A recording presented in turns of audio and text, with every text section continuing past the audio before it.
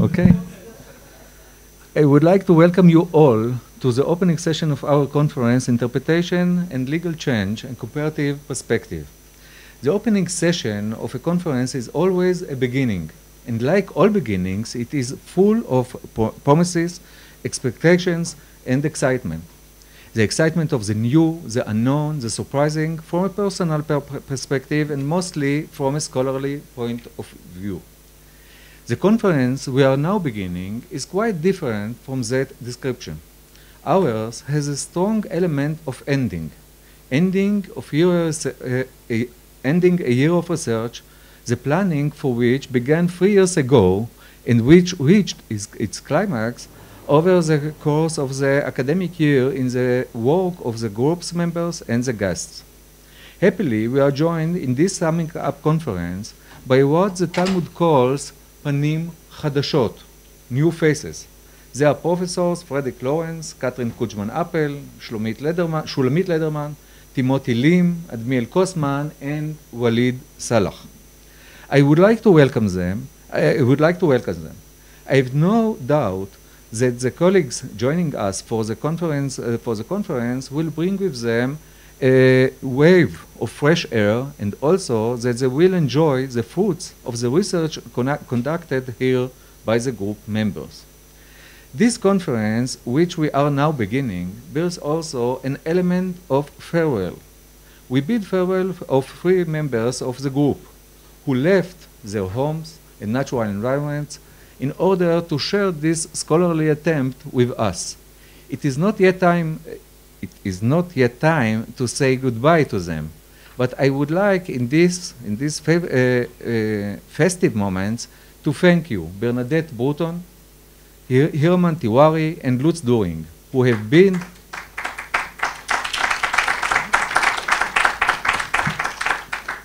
full partners in our research, thinking, conversations, and activities over the course of the year. An ending is not just a matter of the calendar date. An ending is a harvesting of crops that were planted, the gathering of fruits that have ripened.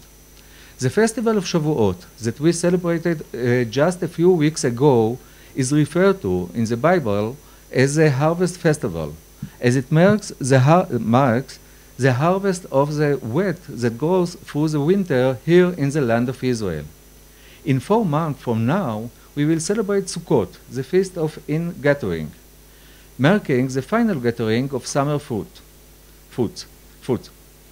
Between these two festivals, through the period from Shavuot to Sukkot, the rabbis, Chazal, ordained the period of Bikurim, when a person is required to bring the first fruit of the land to Jerusalem as a sacrifice.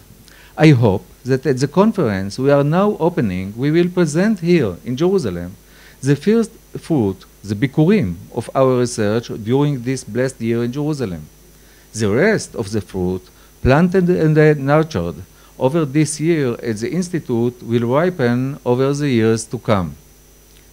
The garden which we nurtured our research is the Israel Institute for Advanced Studies, situated wonderfully close to the Israel National Library, has a special atmosphere which dates back to the days when it was a Miser building for Jewish studies, where some of us studied many years ago.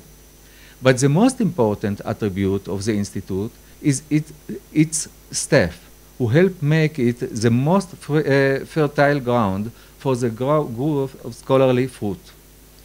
It sometimes seemed as though this garden was none other than the Garden of Eden, from whose trees, and especially the tree of knowledge, we were commanded to eat our fill. This garden has many keepers. Yossi, Batya, Michal, Shani, Rachel, Muad, Sarah, Smadar, Livnat, Nir, Shoshana, Ofer, Leah at the beginning of the year, and Iris at the end. Heading this entire staff is Professor Michali Nial, the director of the Institute. I would like to add a few words to you, Michal. The focus of our group, the study of religion, law, and interpretation, lies far from for your own field, computation biology. Nevertheless, Vered and I felt from the outset a sort of interdisciplinary romance, a feeling of support and joy in everything that was planned and done by the group. This feeling, along with the active support, were the rain which nurtured our garden. For your crucial role in the success of our group, we would like to thank you and invite you to open this session. Please.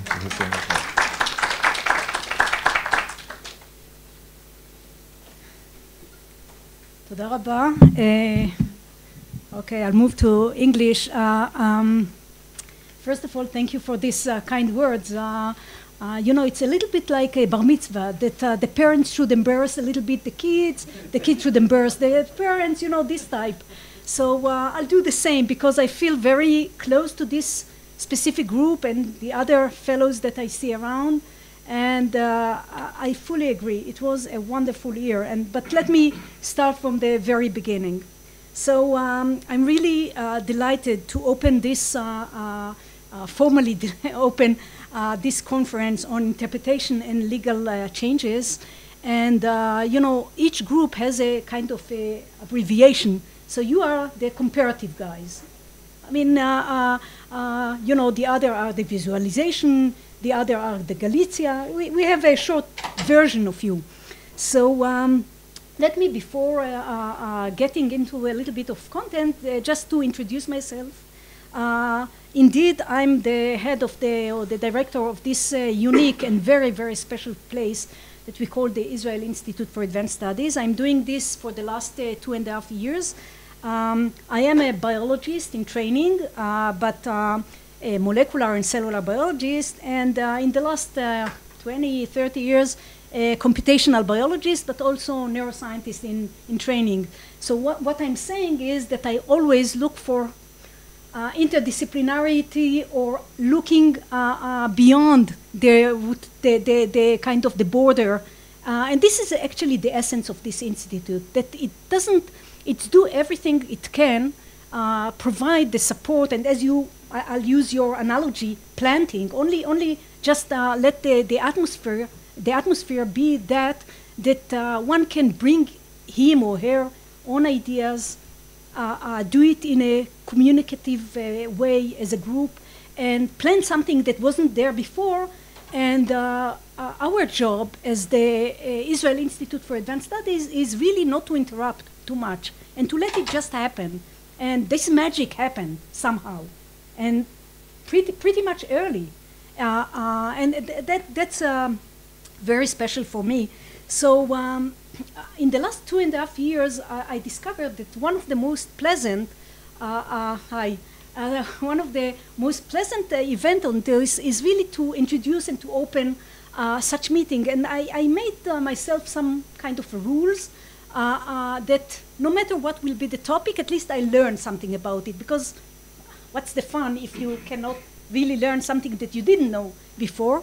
So usually I'm doing it either by learning a little bit ahead of time, what is it all about, and often by sitting at least in one talk, usually more, and it's really a beautiful way to enrich my own knowledge, and it's fantastic. However, as you can imagine, it's very challenging because, you know, just, I mean, it sounds like great, okay, so learn everything about everything, but just a couple of weeks ago, we opened a meeting, a conference on the cult of the Southern Levant and the Greco-Roman period, and it took then another few weeks, and we had another meeting, beautiful meeting on the art, text, inscriptions, and the archaeology, discovery of the text, and the tools.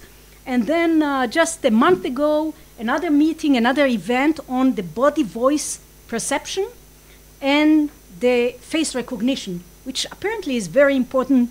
And what's make all those meetings so special is that you bring into the same room people that are from philosophy, from vision, from neurobiologists, and they start building a dialogue that otherwise it doesn't happen usually in your own department or in your own, let's say, regular daily life. And that's what this is what I mean by saying magic. And but let me just say that maybe the last event, and I think it's related to your group. So the last event that we had was on ancient DNA. Ancient DNA, namely, where are we coming from? What's going on there? And ancient DNA is a new field that Israel has a lot to say about it. Israel, and specifically this geographical point. And we were able to bring in people from mostly Europe, by the way, but all over Europe, and to try to understand the Neanderthal, the domestication of animals, the source of the scroll of the Dead Sea. Which goat? Can we have the DNA of the goat, and by that know which piece goes with this, with which piece? Beautiful, right? Just by the DNA. And indeed, even I can say that there was one talk that I wanted to add just at the last moment, and I approached Brachiaou and I said, what about giving us a talk about the DNA and something from the Bible? And they say, well, great idea. You know what? Let me think about it. And then it took me 2 minutes to go to Bernadette and say, what about talking with those guys? Because it's and I forced her, and she did.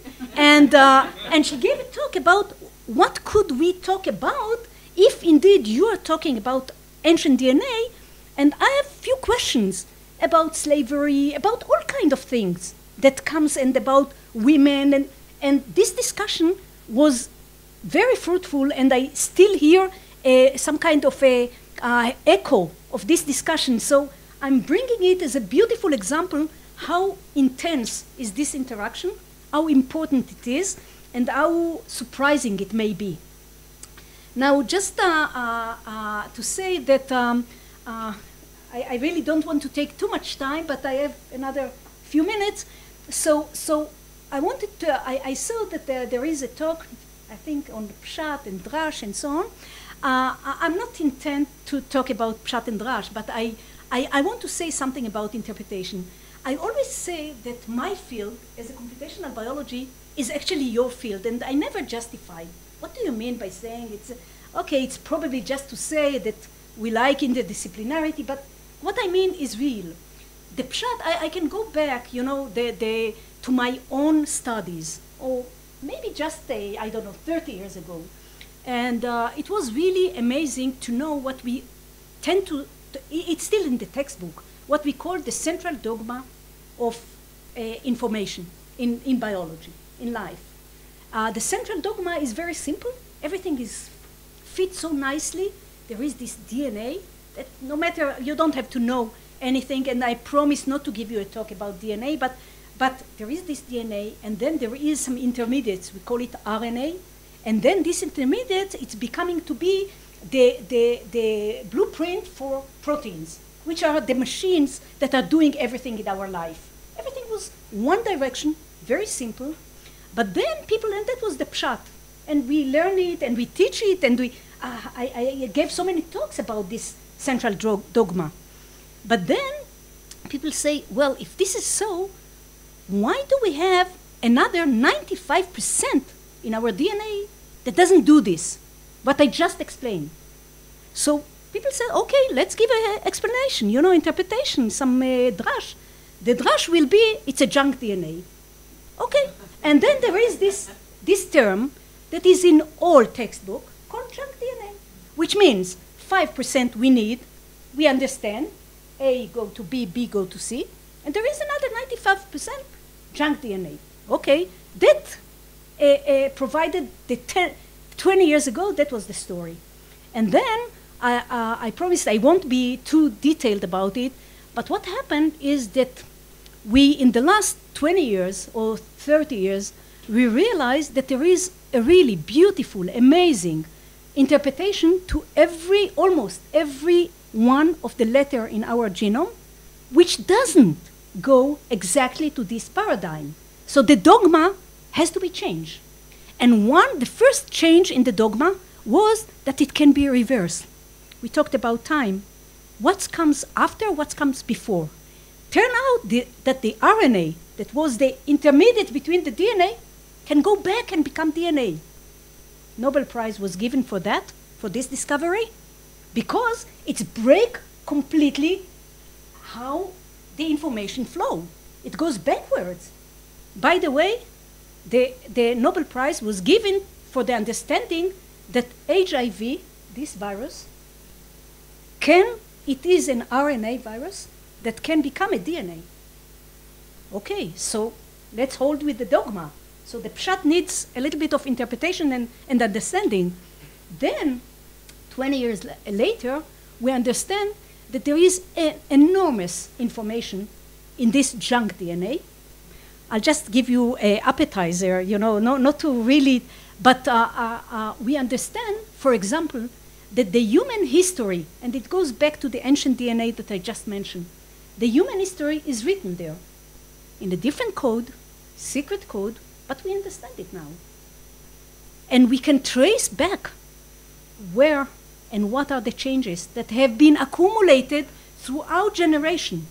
And we can trace back who came from where and what were the paths, also physically, geographically, who moved Galut Barvel in our DNA, Anusim in our DNA. We can trace it. Why we can trace it? Because the technology allows us to look at it in a completely different interpretation. And now we are using it, as you may know, there is a huge project, it's called the 1000 genome. There is another one that is running now, it's called 100,000 genome. And we start to interpret our DNA, our gene, and most importantly is that we learn that not everything is written there, but there are layers and levels that are beyond and above what's written there. And those are really challenges for years to come. So I hope you can come and ask me, what do you mean by that later on? I won't go deeper than that. So just to say a few words about this specific group. Indeed, as Rami said, it's a 3 years work. I met you 3 years, really the weeks after I enter my position here. And you planned this, you and the Vered planned this very, very detailed for a couple of years. And I must say that this group, from that time, I went through many, many groups, maybe 18 or 15. All of them are precious, but some groups are precious than others. And your group really entered my heart, mainly because you were a little bit complaining that why we have to have lunch every day, because otherwise we could be in the National Library, right? And that's a big complaint. And then all this event and all these meetings, can you do it later so we cannot be interrupted by this noise? And so I like these complaints, and I can bear with it. But it was a very wonderful and very intense year for all of us. And I like those complaints. It means that we are doing the right things, and we bother you so that you'll have to be more creative in finding your own time. And just to say, with this group, I can never skip by mistake any holiday, Jewish holiday. We had a beautiful Hanukkah, a beautiful Purim, beautiful Shavuot, and every event is really something that brings scholarship together with culture in a very magical interaction. And I think I can just say back that I'm really, really happy for all of you that spent the year here, and I'm wishing you really a beautiful and wonderful conference. Toda rabah. I think that we had to invite Michal to give the opening lecture about interpretation. But I suspect that if we ask a random group of textual scholars the following question: who is a scholar identified most closely with the pair of words, interpretation and law, or exegesis and halacha? The overwhelming majority would supply the name Moshe Halbertal. His first book, Interpretive Revolution in the Making, is one of the most influential works in the study of halakha and its historical development. For my part, I can say that large sections of this book, is a must for all of my students, from the beginning of their academic studies and through to their graduate research. Among his countless other books and articles whose titles proclaim their relevance to this conference, I will mention only two: People of the Book, Canon, Meaning, and Authority, and Between Torah and Wisdom, Rabbi Menachem Meiri and the Maimonidean Halachist in Provence. Very recently, Professor Halbertal published an article titled The History of Halakha and the Emergence of Halakha. I'll be hard put to exaggerate the importance of this article in our present context. Professor Halbertal is a professor of Jewish thought at the Hebrew University and Gruss Professor at New York University Law School, as well as a professor of law at the Interdisciplinary Center Herzliya. He is also a member of the Israel Academy of Science and Humanities. And Moshe, בבקשה. תודה.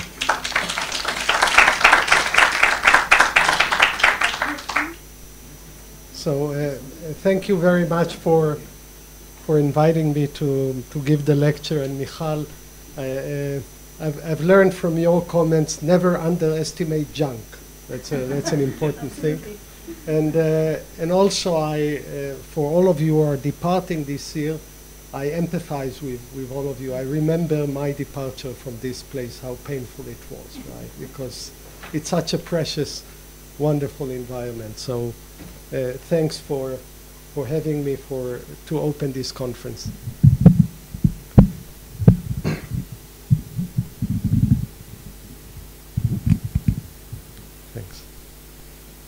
What I would like to do, and your topic for the year was legal change and interpretation, and this is a group that deals with a variety of legal traditions, is to try to make, I would like, two larger structural points that I hope will be meaningful enough on the one hand, and yet will be relevant to the variety of legal traditions that you come from. I draw most of my thoughts from the Jewish legal tradition, but I hope that will be enough structural and general to be relevant to all of you.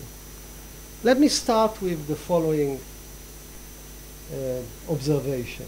What is particular about legal interpretation? Right? There are different realms of interpretation: biology, as we learned, art, literary interpretation, psychoanalytic interpretation, historical interpretation. What is unique about legal interpretation? And I think we have to start from the following premise or observation. In legal interpretation that is so related to authority, what the interpreter is trying to do is transfer an authority, the authority of proposition 1, the thing that he interprets, to proposition 2, the result of his interpretation. He never actually literally restates what he interprets. It's a paraphrase, it's a new formulation, whether close to its original meaning or not. What he's trying to do, he's trying to draw or suck, we might say, the authority of the first original text to what he's saying, right? If I want to say what is legal interpretation, interpretation in law is a bridge for authority, right? He's doing it either because he is institutionally endowed to make authoritative interpretations, or through his rhetorical process and arguments. What he does, he transfers authority.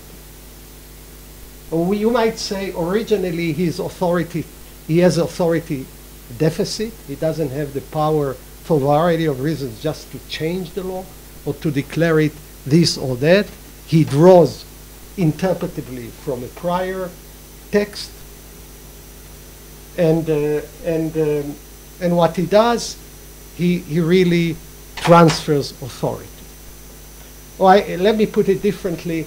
If a logical syllogism, if a logical deduction is the transfer of the truth value of the premises to the conclusion, a legal syllogism or interpretation is the transfer of the authority normative value from the premise to the conclusion.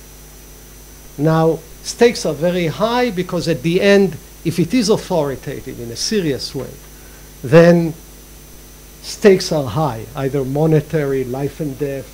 Behind it, there is the fist or some kind of fist of the state or the community, others to give teeth to that legal claim. So I'm starting with that assumption.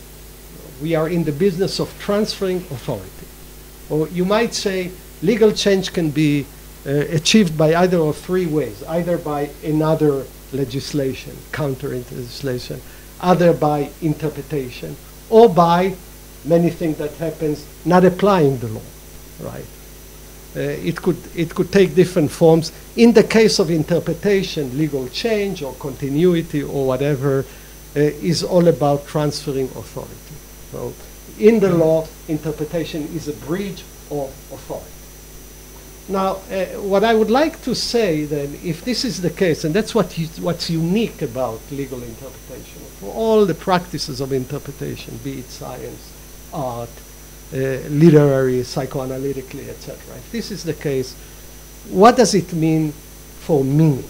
Or I would say, if in the law what we do by interpreting is transferring authority, what happens to the meaning of in the process of interpretation being embedded in the context of authority? That's the issue I want to raise, and as I say, I want to make two larger points. One is what I would call the basic physics, or you might say the first law of physics of interpretation. I would dare even generalize it in this form. And the argument is the following. Since we're dealing with interpretation, there will be an inverse relation between the degree of the authority of the text interpreted and the stability of its meaning. By that I mean the following.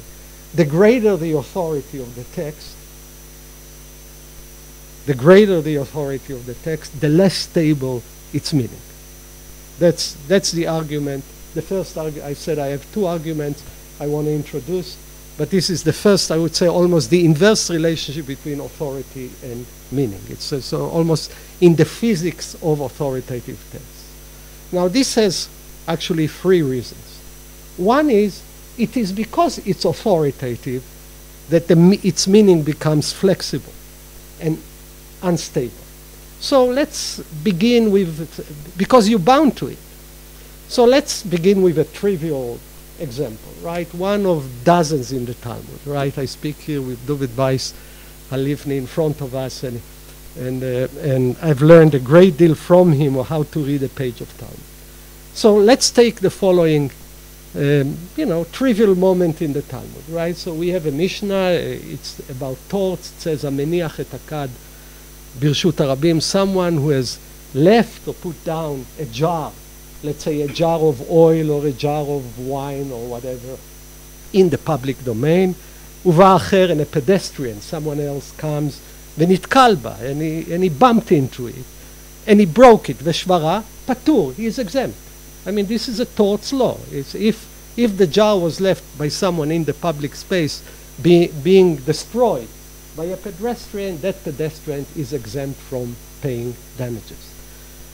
ואם הוזק בה, and if this pedestrian has been damaged by it, was injured by the jar, בעל החבית חייב בנזקו, the owner of the jar, is liable to pay him damages. Right? This is simple, not trivial case of damages. You know, you can see many people have stakes in the results. Now the Talmud begins to interpret, right? ובא אחר ונתקל בה ושברה פטור, the Talmud restates the argument of the Mishnah. If someone bumps into it, is exempt. Amrei debei Rav mishmei de Rav, in the school of Rav, in the name of Rav they say, בממלא רשות הרבים כולה בחביות. This Mishnah is true, only true, when the person filled all of the public space with jars. If a person, a regular pedestrian, bumped into one jar, he is liable. The exemption is true only when the public domain was full of jars. He didn't have any choice. He had to walk in the public UN. He broke a jar. Then another statement. Shmuel Amar ba'afela shanu. Shmuel says, we're talking about a case that was actually dark. There was darkness. It's not in the daytime. The Mishnah that exempts that person is only correct in darkness. Then comes Rabbi Yochanan and says, Bekeren Zavit, we're talking about a case in which the jar was located at a corner, so that person turning the corner couldn't actually see the jar before time. Now, these are three propositions of not trivial Amoraim, right? This is first generation great scholars, etc., etc. Clearly, they bend the text. By the way, then there is a statement from Ula that actually says, rereads the text as it's most plausible to say, no, a person is exempt because you don't want pedestrians being busy looking and observing their steps in the public domain. So let's just analyze. This is a simple, not complex interpretive chain. Very simple. You have scholars of great authority. They radically reinterpret the text because they think that actually such an exemption, such general exemption, is a scandal. Right? A person who bumped into a jar in the public space has to pay for it because he should look. And it's his responsibility. And it couldn't be the case that this will be the legal result. They bend the text because it's authoritative. Right? The meaning of the text becomes dramatically flexible because they're bound by it.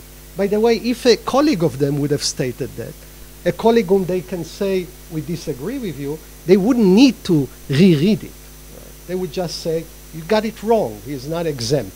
He will be exempt only in situations in which you couldn't expect the pedestrian actually to take care of business because either it was dark, it was in the corner, the public domain was full, etc. By the way, you might say, on a second thought, that they got right the term nitkal. He bumped into it. I mean, they must have squeezed the potential meaning of that. Rather than say he broke it, they say he bumped into it. I mean, you can see how you can make the text ambiguous to hold that. But this is a clear case in which you see the relationship between the instability of meaning and authority. It grows just by the sheer fact that it has authority. But there are two deeper, I think, and more interesting reasons for that inverse relationship between authority and meaning.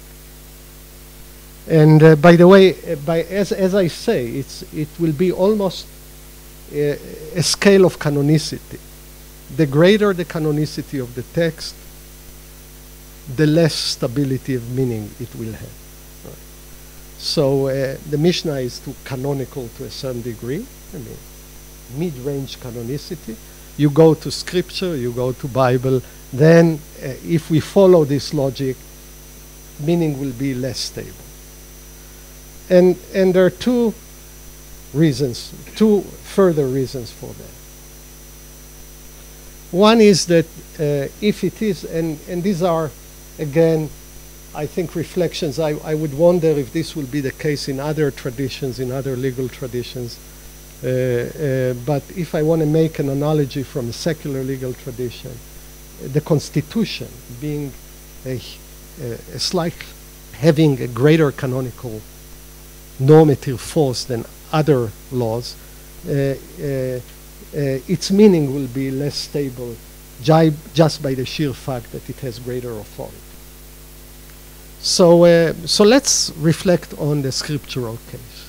Here, two observations. The first is that a tendency within Jewish readers to endow such level of authority to the text to claim that nothing is redundant in the text. There's no junk there. Everything is normative. Everything is prescriptive. So the text becomes hyper-prescriptive, right? There is no duplicity of statements. Normative information keeps on coming at every statement, even in radical traditions, non-semantic features of text in terms like et. You should read the et.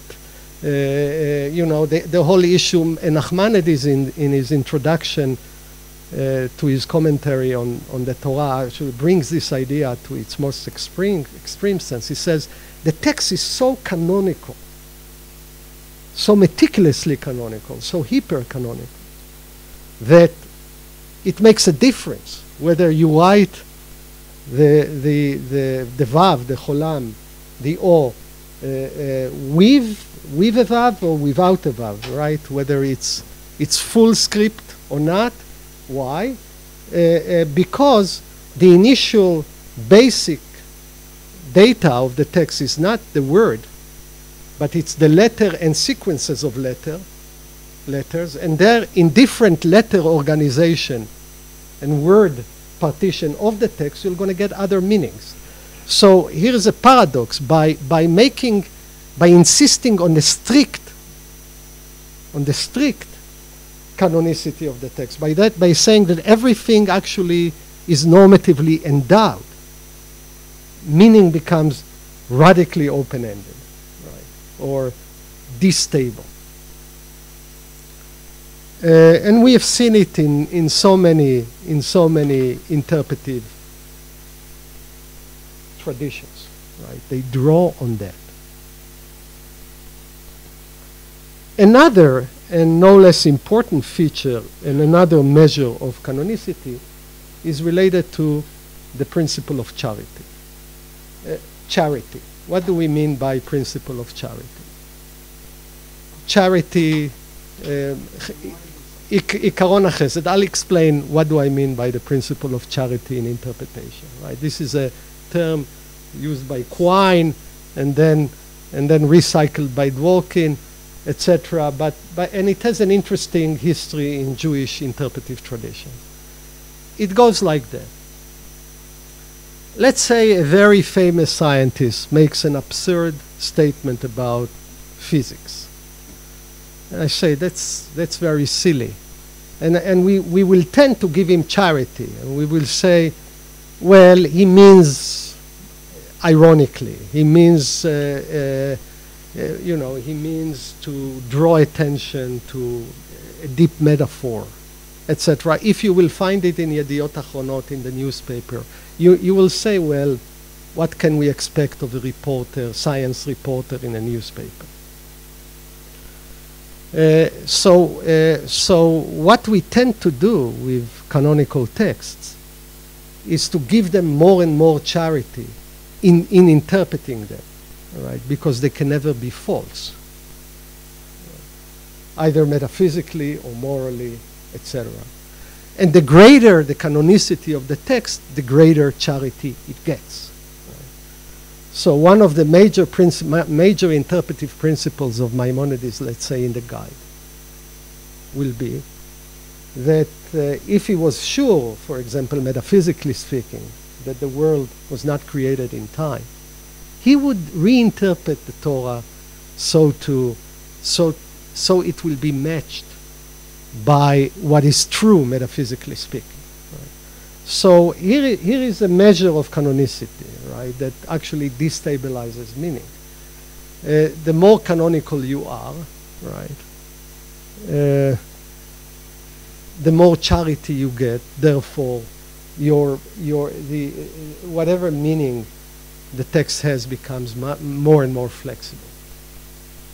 By the way, I would say one thing. Though it's in the physics of interpretation, I would say it's almost gets to the level of law of physics of interpretation. There will be always exactly rejections of that sensing the problem. Right? So if you take the history of the principle of charity in interpreting scripture, and as I said, the greater you are, the more charity you get as a speaker, as an authority. There will be resistance, and there will be the following statement that is the counter, I think, one of the deepest clashes in medieval readings of scripture is the following clash. If it is canonical, it wouldn't get any charity because it defines the terms of what charity is, right?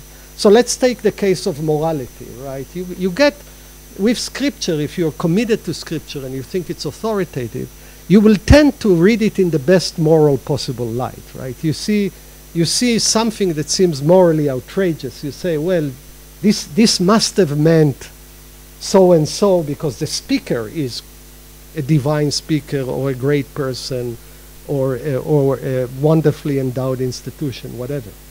So that will be, you will give it what we will say moral charity that you see in many readings, but you will have a counter voice claiming the following argument, which is, if the text is canonical, it defines for you what good and bad is. You cannot come with ideas of what good and bad is and read it in line with those ideas, right? So hypercanonicity, right, will mean that the text would not get any charity because it constitutes, as a canonical text, the very terms of what true and false is, what good and bad, etc., etc. So each of these pools have a counter voice in the tradition, sensing a danger in this inverse structure of the relationship between authority and meaning. So my first observation is the following, right? It's stating this interpretive law, if you might call it the following thing, the interpretive structure of the inverse relationship between authority and meaning. The greater the authority is, the more flexible, unstable meaning is. So what you do when you endow a text with authority, and that's what comes out of it. It's not like it has a meaning and now that meaning it's granted authority. No, endowing a text with authority many times means a transformation of its actual meaning. So if someone would say this Mishnah Meniach Otakat is authoritative, we take it to be authoritative. For great scholars, let's say the first generation of its readers, Rav, Shmuel, and others, what it will mean is that its meaning will have to change if it is authoritative. Now, a consequence of this law of authority and meaning, and the relationship between authority and meaning. Given the fact that this will be the case with authoritative texts, that their meaning will become unstable.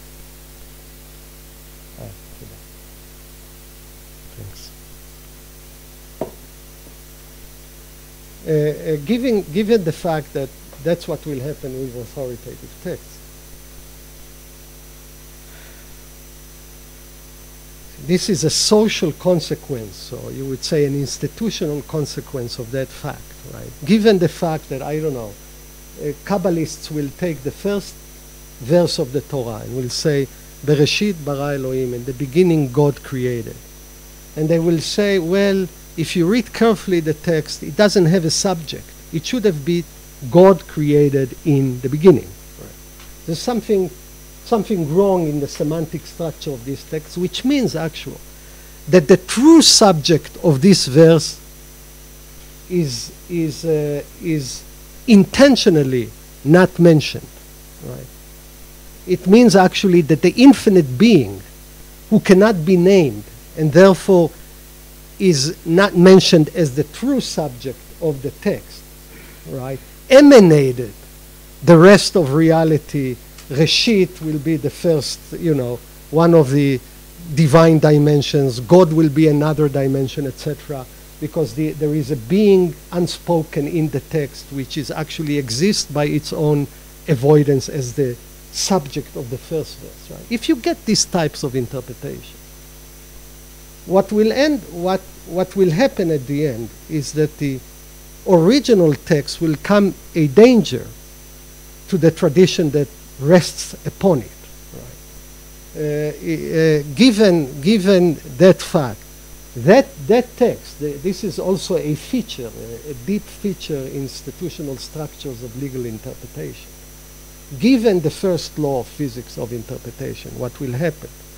Tradition will move to such variety of directions. So, if we want to say far away from the plausible meaning of the text, that the text itself will become a danger. The authority of the text itself will become a danger to the tradition that rests on it. Right? You can come back to that text and say, criticize all that hyperstructure that rests on that, and this will be the reason why those texts would be always mediated and sometimes prohibited from unmediated reading. Right? You might say, I mean, this is a trivial moment, but it's a not trivial moment in the history of Wissenschaft, das Judentum. Right? You must say, if the Talmud draws its authority from the Mishnah, right, and it pretends to draw its authority in the Mishnah, and it does to that Mishnah in Ameniach that we read, what Rav, Shmuel, Rabbi Yochanan did, an unmediated reading of the Mishnah becomes very dangerous to that tradition. Right? Say, okay, I come back to the text, I come back to the same authority you rely on. I might not have an institutional authority to project and to derive authoritative readings of it, but I come back and challenge you through the text that you rest on. So Mishnah, scripture, all authoritative texts become dangerous to the traditions that rely on them. And hence we will see different ways of either mediating, prohibiting, direct access to those texts themselves. This is what I would say institutional social result of the what I would call the first law of the inverse relationship between authority and meaning. I want to come to a second structural point. This is philosophically a little bit more complex, but I think there might be a point there. So bear with me here a little bit. And again, it derives from the fact that we have to keep on returning that legal interpretation, though it became very fashionable to do literary interpretation, psychological interpretation with literature. It's just another form of interpretation. No, it's about authority. And that will mark it as its own breed, as its own animal, interpretive animal. So when the text is authoritative and the interpreter draws authority from the text, right, it's not an accident that for the Greeks Hermes is both the god of the thieves and the god of the interpreters, right? So you'd say, right, they draw authority, they take authority, sometimes genuine, sometimes not. By the way, I just want to say there is circularity from the point of view of the interpreter, both to endow greater and greater meaning, authority to the text, because it allows him more and more flexibility in its reading. At the moment you say, you know, this text is so authoritative, there is no redundant word there, everything means here something, then the semantic normative horizons of the text expands so beautifully that the interpreter has much greater room to maneuver. So there is a circular movement here. But I want to come to my second observation of authority and meaning and legal interpretation. As we know, and this is, you know, this is so already known and spoken, etc., what is meaning, what is interpretation. We have so many different possibilities, right? And challenges to every possibility. So you say, well, when I interpret something, I try to understand the original intention of the author, speaker, etc. Then I can say, well, when I interpret something, the meaning is the way an average reasonable reader or user of the language will understand it. That's another option. You would say a third option, you would say, well, the meaning of a text will be the best possible reading of the text, both morally, etc. So let's take Dworkin as an example. He would say a good literary interpretation of a text has nothing to do with either original intention or with the way an ordinary reader said. It's the reading that puts the literary work in the best possible light. For example, if your interpretation makes one of the main characters in the plot unnecessary for the plot, this is a bad reading of the text. It will look like, I don't know, you know, it will look like those TV series that they had to fire the star because he wanted too much money, so they kill him in a certain episode, and there he evaporates. So you would say, so you have different strategies of interpretation, and there's endless philosophical arguments about, from Gadamer and others, etc., what's possible, what's not possible, etc. We know it to a certain degree too well already. But I want to come to the basics of the problem. In law, and when it comes with authority, your interpretive strategy will always be dependent upon your theory of authority, or you might say your political theory. I'll give you an example. I'll give you two examples, actually. Let's say we read a will, a tzava'ah, a will. And the writer of the will is a Hebrew speaker, though from a generation very much inspired by biblical language. When he uses the term dodi, being a follower of Shir HaShirim, of the Song of Songs, or taking very seriously the poem Lecha Dodi Likrat Kala, right? Dodi, he means my beloved. It could mean in Hebrew, an ordinary reader of Hebrew would say, Dodi means what? My uncle. So this is a case where a term has two very different meanings. It depends on certain layers of the Hebrew. And there is some guy who writes a will, and we know actually from diaries, from other uses of that, he means, when he uses, he's an idiosyncratic user of this language, when he writes Dodi, he means my beloved friend.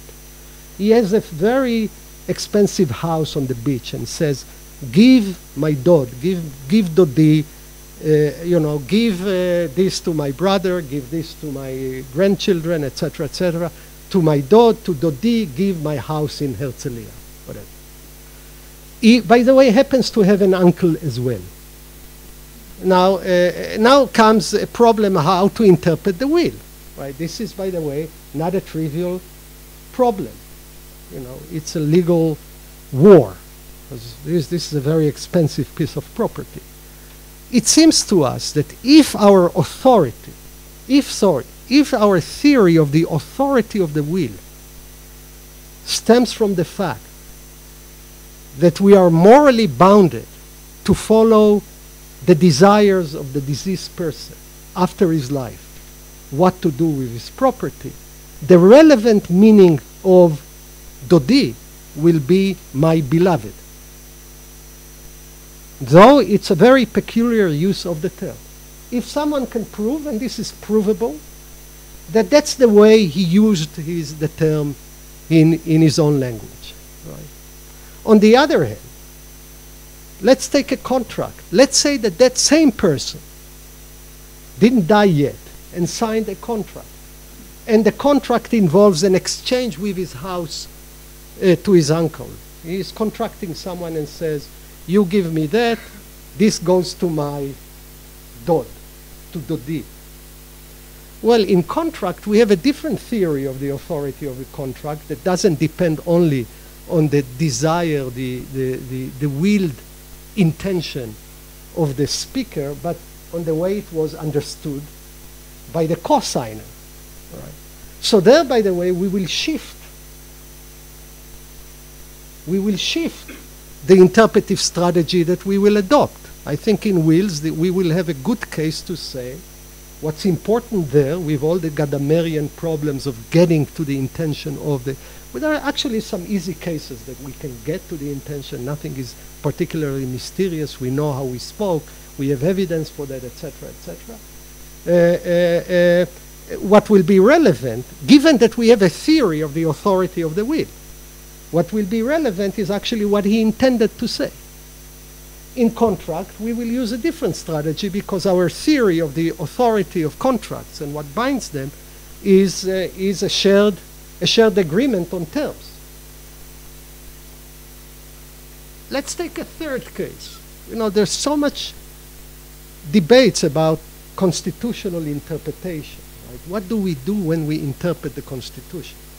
Well, a lot of it, by the way, is dependent on a political theory that we have of the source of the authority of the Constitution. Because, by the way, if we seriously think that the source of authority of the Constitution is the will of the people, expressed by its representative at a certain moment, we will follow genuinely Scalia's approach to constitutional interpretation.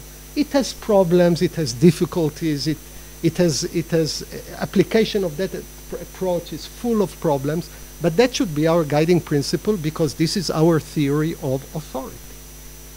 Now, if we will think, for example, that constitutional authority doesn't derive from an expressed original will of a people, but rather from the fact that the Constitution expresses noble ideas about justice and rights, etc., etc.,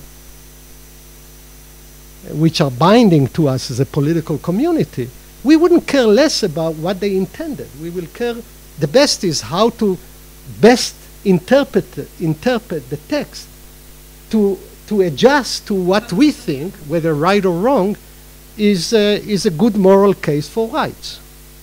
What I want to say is the following. I want to say is, since we are dealing with authority and a transfer of authority, the question of what strategy of interpretation we're going to adopt cannot be dealt separately, I mean, generally, philosophically, without actually a political theory of authority that has to be stated. I'll give you an example, actually, something that happens in the rabbinic world. I think there are good scholars here of that period. I will dare say the following. One interesting thing that happens with scripture in the rabbinic way of interpreting them. You would say, from a simple religious perspective, that scripture resembles a will. Its source of authority is that it's being spoken by an higher will, an higher authority, God. And you want to know what God is telling you to do. It will be closer to a will. Now, interestingly, right, the rabbis, for a variety of reasons, reject this idea and say that the text is not a medium for authority, but it is an authorized text. Right? By the way, if you are a surgeon and you have a protocol of how to do surgery, right, this is not a medium of authority of a certain committee. This is an authorized text. Right? This is the way to do it. The way the reader understands it. A reasonable reader understands it. Right? So I would say, if I want to go back to my prior example, I would say the transformation of scripture from will to contract. But all this involves dramatic theological transformations. Why? Because you cannot separate the problem of interpretation as such from the political theory of authority that you have when you deal with law. By the way, this would not be the case in literary interpretation.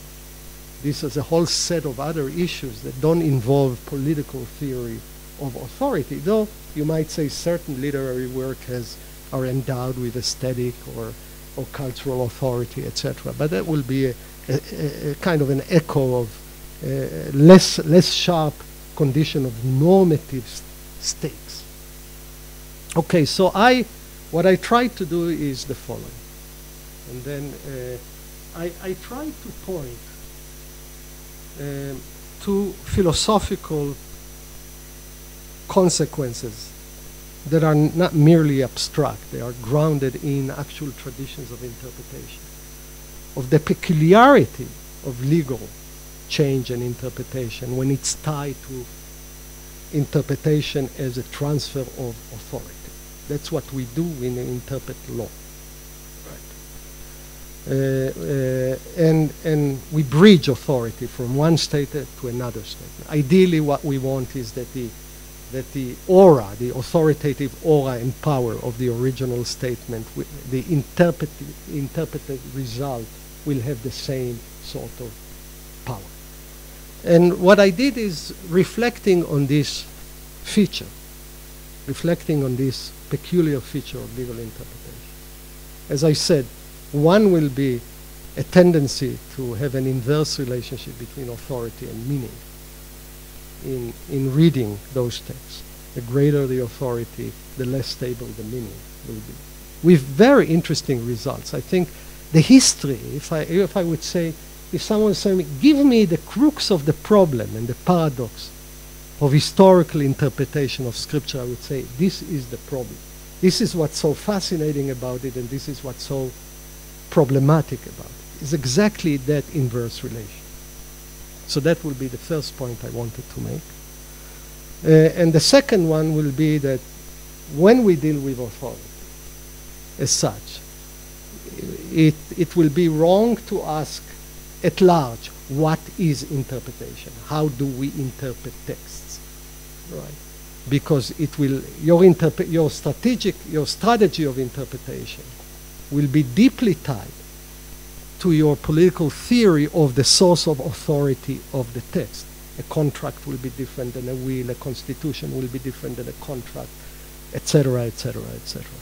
So I wanted to make these two, knowing that, knowing this is a diverse interdisciplinary group coming from different angles at the problem of legal interpretation.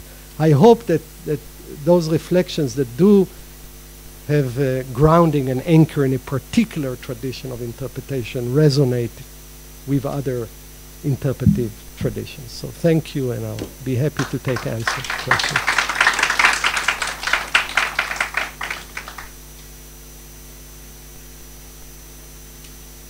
Sure.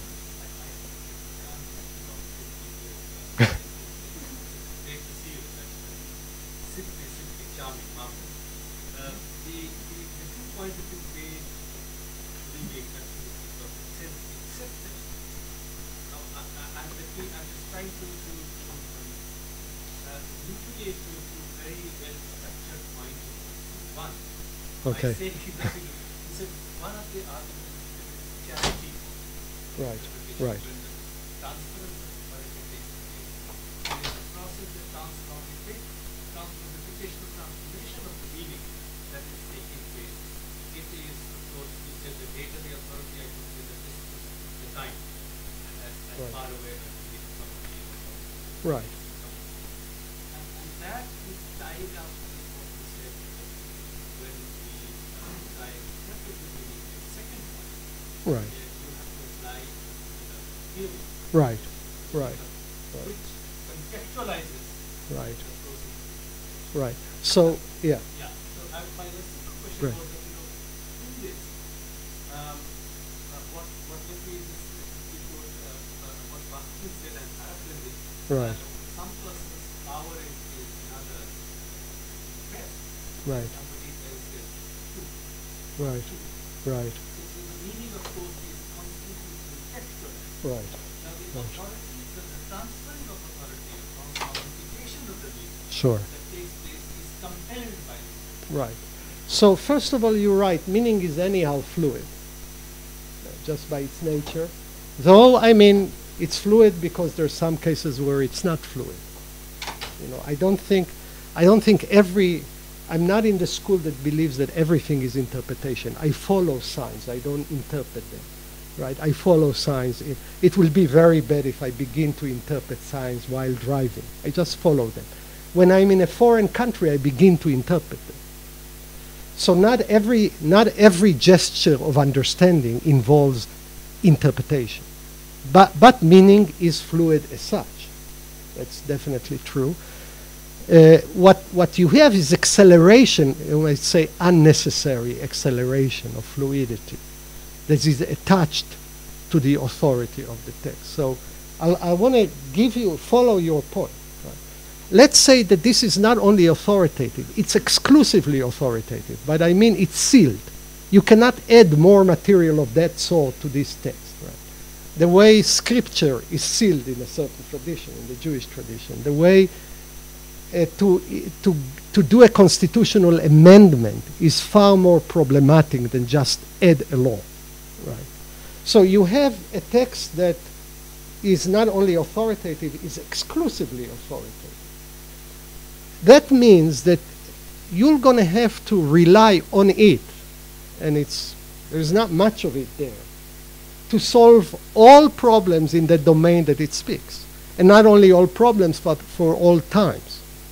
That will mean that you will grant the text and its meaning far greater flexibility that you imagine, exactly because the temporal problem that you have to do with. Right? By the way, if you could have added more of those texts, etc., another revelation every 5 days, just to answer a few problems that we have, you wouldn't have to stretch the meaning of that text, right? God is always present, right? I remember when I was a soldier, we had, soldiers have sometimes too much time. And in the kind of boring moments of the guarding processes of soldiering, the group of fellow soldiers were practicing seance. They did seance for different people. Among them, they called from the dead, among them past members of our unit. And they saw that I'm not participating. And they asked me, is it religiously wrong? I said, why are you asking me? Bring Maimonides. Right? So now you would say, well, let's assume just for the sake of thought that you can have a renewal revelation to answer all those issues. Now, this is a practice, in the margins of halacha, not completely far-fetched. Then you wouldn't have to extend, push the envelope of meaning of this original text the way you do it, right? So here's an interesting case where the feature of exclusivity, either constitutional, it's not completely exclusive, but it takes much more greater effort and consensus building to change it, or revelation. That feature that grants the authority, greater authority to the text, because now it's not only authoritative, it's exclusively authoritative. You're not going to have anything like that anymore. That will result in fluidity of meaning that is far greater than the usual fluidity of meaning that we anyhow suffer from. So this is the sort of structures that we're talking about. Yes. Thank you. My question is there not a transfer of reach of authority in the interpretation of non-legal scriptural texts? Right. But also Sure. Absolutely. Right.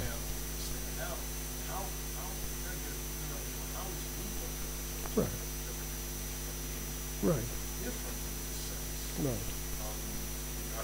Right.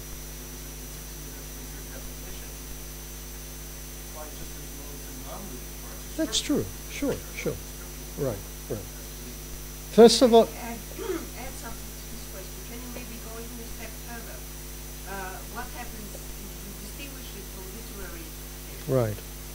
Can you take it a step further and say that, for example, an author who has canonical authority, Right. there is much greater instability Yeah. of meaning. Yeah. And when I read a text by Kafka, I Sure. will allow myself to Sure. go He gets a lot of charity because he's so deep, right? But because there is authority. Sure. I would say, Right. I Yeah. allow myself Right. to go Right. further. Right. And from there to go maybe even beyond the if both of these are true, Right. maybe there is something that, appeals to the Right. goes even Right. So, that's a very good question.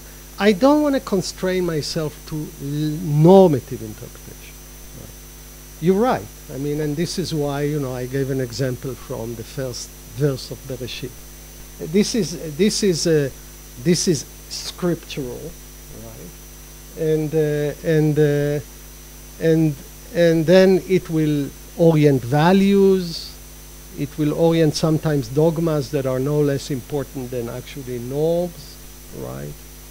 So you're right. I think this will extend to authoritative texts that are not only legal. You're right. But every legal interpretation will have that feature, but not every non-legal text will have that feature. Now, I think when would a text, right, literary text, let's say even psychoanalytic text, let's say you are a sectarian Freudian, you belong to that church called Freudian, the Freudian church, then I think what will happen to that text itself, being what it is, will be all those inverse relationships between the greater the authority, the bigger the instability of its maybe a difference could be that you said in the legal context we all suffer from the instability of meaning. It is possible that in the literary context, always.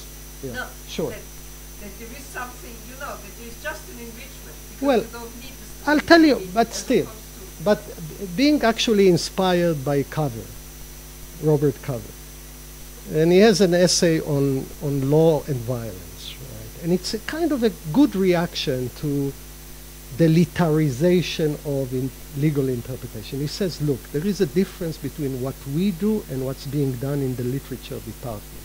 Because what we do at the end, there is the fist of the policeman. Someone will pay a price. Someone will actually pay a price. Now, there is a dilution of the concept of politics all over the place because everything then becomes political. But if you stick to stakes, right, I would say if I would let's say if I do an interesting reading of Kafka, unlike the reading of this Mishnah, nobody will lose money, right? Maybe someone will lose tenure. That could be possible, right? But this is, there are stakes, right? There is a stake. There is a monetary stake. There is the coercive power of the state behind that reading. It's authoritative. It's normative, etc. So when you say, well, this is binding, this is a binding text, so I cannot just say it got it wrong. What I would do as a strong reader of this Mishnah, I would say, no, it meant only in the dark, it meant only in the corner, it meant when he filled all, and the last thing you have to say about them is that they weren't aware, because they didn't go through the Talmud department.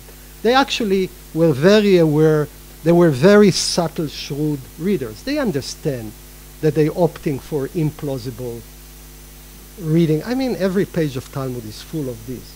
And it's a result of, paradoxically, it's a result of the authority of the text. It's a result of the authority of the text. Now, it's, again, I'm setting a boundary that as such is not that stable. It's not that stable either because there, as you're right, and I completely agree with you, the non-legal aspects of scripture themselves that have immense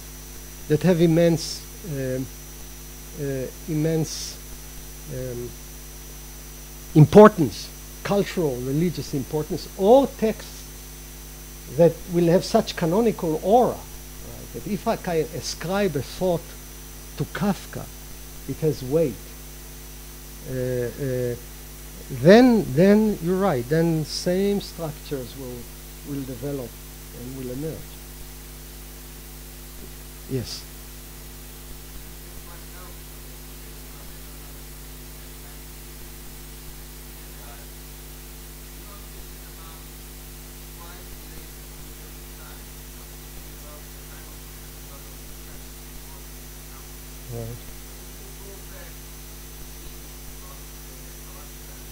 Right.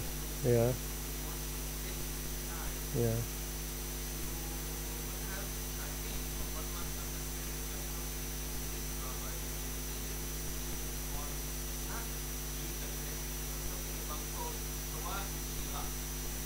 Right.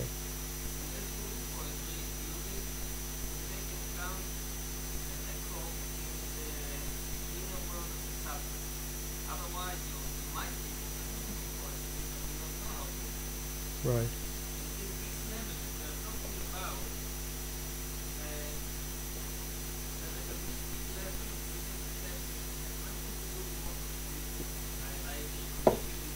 Sure.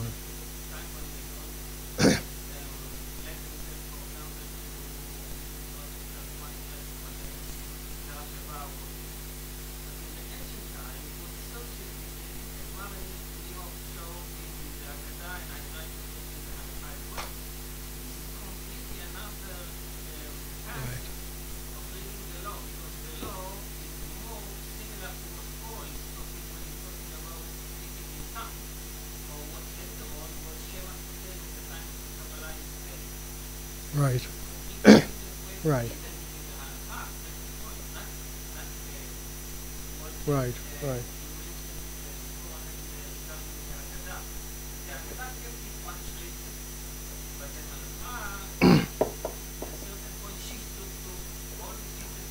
Right. Right. Be- Right. Well, first of all, it's very interesting observation, and I'm not pretending to give a overall theory of every interpretive moment in our tradition, and you're right. I just would say, if you mean earlier moments of legal interpretation in halachic tradition, let's say Midrashei Halacha would be early, Mechilta de Rabbi Ishmael, Sifrei. No, I'm asking just in terms of time. That, right, right,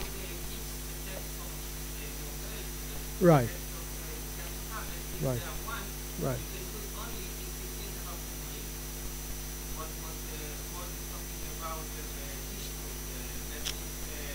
Okay. Okay. Let me then restate some element of what I'm saying in light of this comment.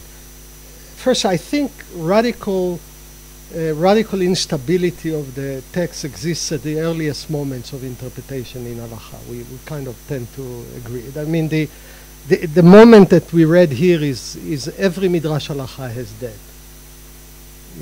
That you take Sifri, Mechilta, etc. This is a common moment. It's not. Now,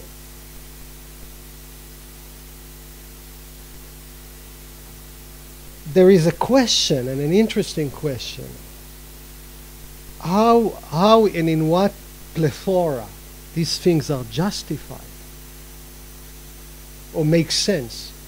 It doesn't mean that all those moments are cynical. You say, well, I know what it says, I'm playing a cynical game. No, there might be a kind of a larger setup, interpretive setup, be it poetic, be it, for the Kabbalists, if you say that Scripture is not a verbal message that God gives to humans, but it's actually the very self-revelation of the divine as such. It's not a verbal message. It's like me stripping my arm and showing it to you. That will allow you, that will make sense of a lot of interpretive structures that you do. But you would not do it with a text that is and that is not endowed with that authority. It's not endowed with that aura. It is unstable because it is now God himself rather than his words, because it is one long name of God, right, as an example. So we will have to distinguish between the following two questions. What is the gestalt? What is the sort of interpretive gestalt in which this phenomenon of inverse relationship happens and makes sense? There will be different ways. So if Maimonides, for example, will say, well, Torah is a political speech. And being political, every political speech has two audiences, the elite and the masses. This is we know from Plato. And this is why there will be always two levels reading. Now, if you meet him just reading two levels, and you would say, what is it doing? Without the larger setup where that makes sense, right? Either being poetry, political speech, the body of God, the being of God.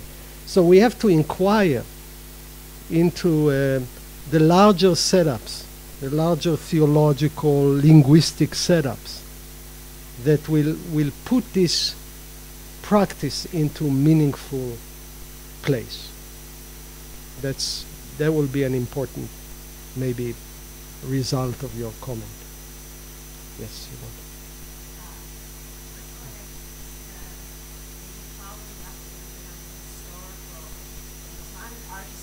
Right. Right. Art, and I recognize principles also in my own field. That the more canonical work Right. of art, the greater the elasticity. The greater the work of art, the more, Right. way more Right. you're going to get Right. understanding. It's open. It just can't be a great work of art unless it gives it something. Right.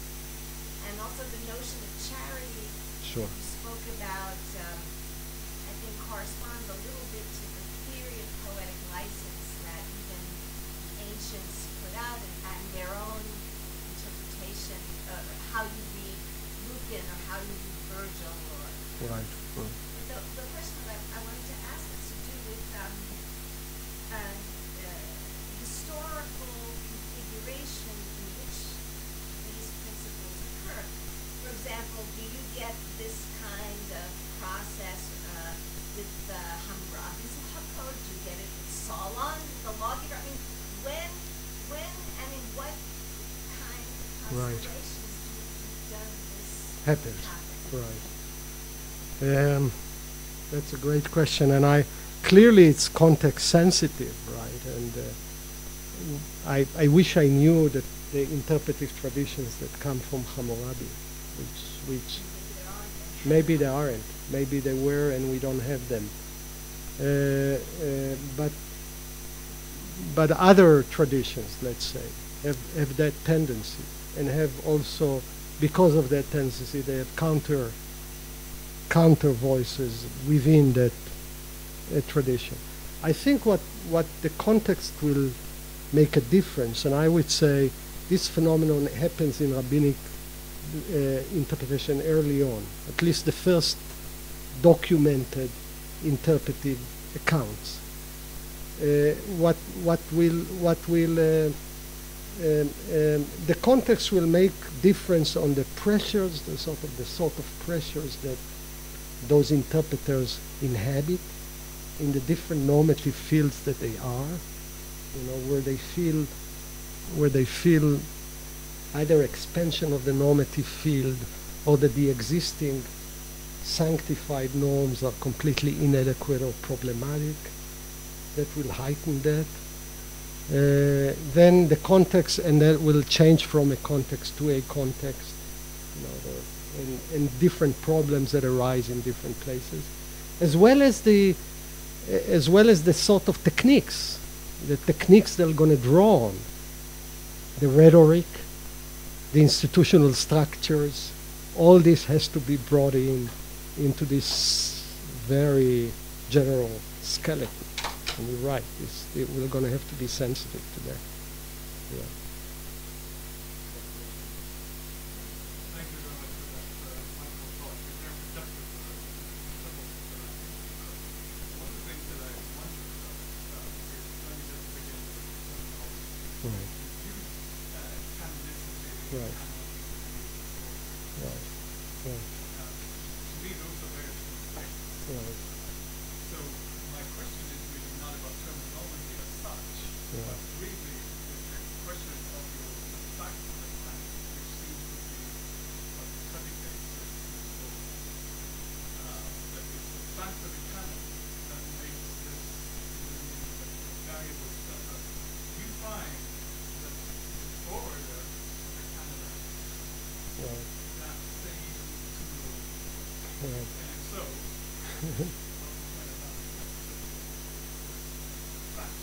Right.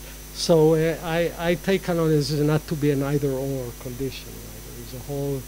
There is a whole spectrum of canonicity.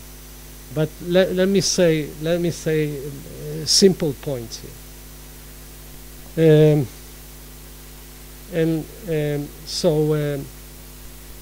we'll take this case. If this is not canonical in the sense that you're bind to it, that you cannot say, well, I disagree. This is my fellow says this, I see this. The fact of being bound to it, right, forces that fact. So there is a moment. I mean, and boundedness, by the way, is also gradual and has different shades and different degrees, etc. Even for these people in their relationship to the authoritative text. By the way, I would say even paradoxically, they enshrine the authority of the text through those acts. There is a complex movement here, right? The stability of the version of the text, if has to be figured out. I would say for that to kick in, to that process to kick in, either of these two whatever laws, some sort of authority has to be given, right? Now, for example, as I said, there is difference between an open, I call it canon, and a sealed canon. Right? A sealed canon will have to bear much more weight, just from the fact that it's sealed. There will be, as I said, and I said at a certain point, it's a measure, it's a spectrum. It's a whole spectrum, and for these people, the Mishnah authority is very different than scriptural authority, etc., etc. So I would look at the spectrum, but where the beginning of these features will emerge is when the text gains authority to a certain degree, right? And then you would begin this. You will see those processes kick in.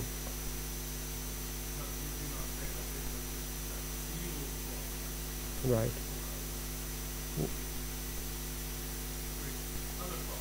Yeah. Sure. Oh, sure. Oh, absolutely. And as I said, I mean, thanks for the questions. These are all very rich questions. I'm not attempting really to give a full-fledged theory either of canonicity or of interpretation, but trying to draw two moments, right, that I think still central. They stem from the fact of authority, and I think all comments are moving to the right direction. That the concept of authority is itself flexible, and it moves through different texts to different degrees, etc., etc.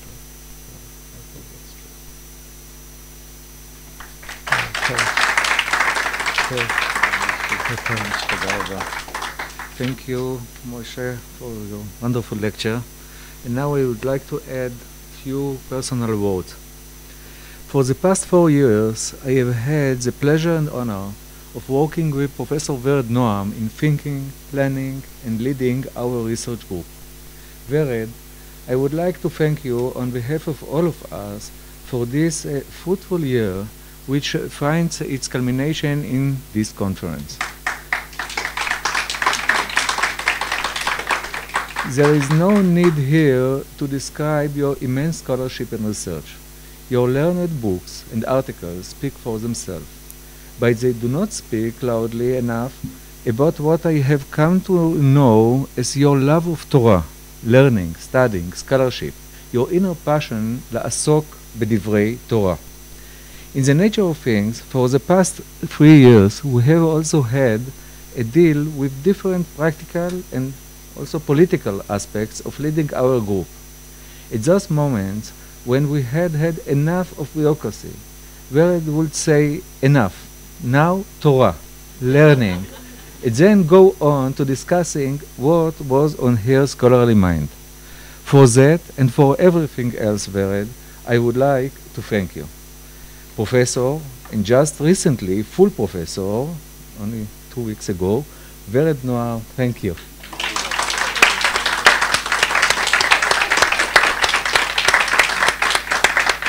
Now all of you are invited to the section here.